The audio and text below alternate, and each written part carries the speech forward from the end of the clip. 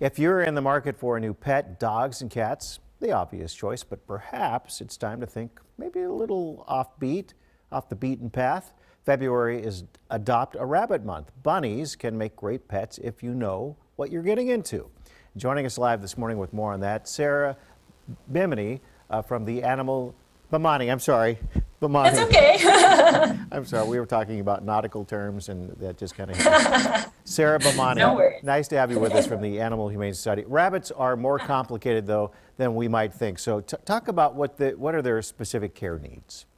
Yeah. So definitely rabbits are, commonly talked about as being great as a starter pet or great as a first pet for kids, but they really are on par with a dog or a cat. They can live up to 10 years. So they really are a time investment. Mm-hmm. And they really need the same kind of daily care that a cat or a dog would need. They need their enclosure cleaned daily. And they really need at least 2 to 3 hours outside of their enclosure every day. So I really want to encourage people to do their research before investing in a rabbit to make sure that it's the right fit for their lifestyle. Sure.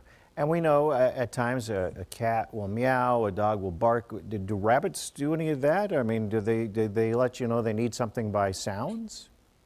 They're pretty quiet. Mm-hmm. Some rabbits might make some sounds specific to them. So noise isn't as big of an issue, but it's really the space needs and the time with rabbits. Right, and I understand too that rabbits need a lot of enrichment. So when you talk about enrichment, what does that mean for a rabbit? Yeah, so for a rabbit, like I said, they need at least 2 to 3 hours outside of their enclosure a day. Mm-hmm. And that's because rabbits are super inquisitive, curious animals. They like to sniff and burrow and dig and chew. And so they really need the space to explore their surroundings. And I really, first things first, before you let a rabbit out into your home, you want to make sure it's bunny proof. So bunnies have a reputation of getting into trouble. If there's trouble, they'll find it. Mm-hmm.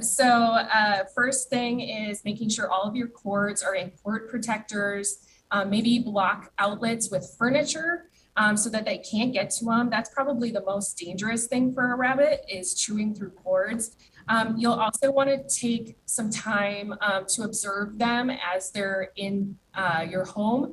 And make sure they're not chewing on your baseboards or furniture legs or anything like that. And if you have carpet, they tend to dig or chew on a very specific spot. They'll fixate. So you can place a ceramic tile or a plastic mat over that spot to discourage that kind of behavior. Sure. And also understand that companionship is important to rabbits and they all kind of have their own personalities too. Yeah, so in terms of companionship, you see I have 2 here with me. Rabbits can be kind of skittish around people, but they actually do create very strong bonds with their people and then with also other rabbits. They're a very social animal. So it's a good idea to provide opportunities for them to socialize with other rabbits. The Minnesota Companion Rabbit Society offers what they call hoppy hours, where people and their rabbits can gather and socialize.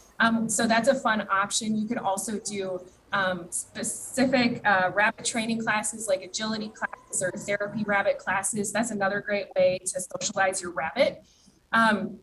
You can also, if you're thinking about adopting a rabbit, you can consider adopting a bonded pair. So that's a pair of rabbits that are already bonded and need to be adopted together. So that's another great way to give that companionship to your rabbit. Yeah. Well, thanks for telling us all about rabbits and learning information a lot of us probably didn't know beforehand, Sarah. Appreciate it.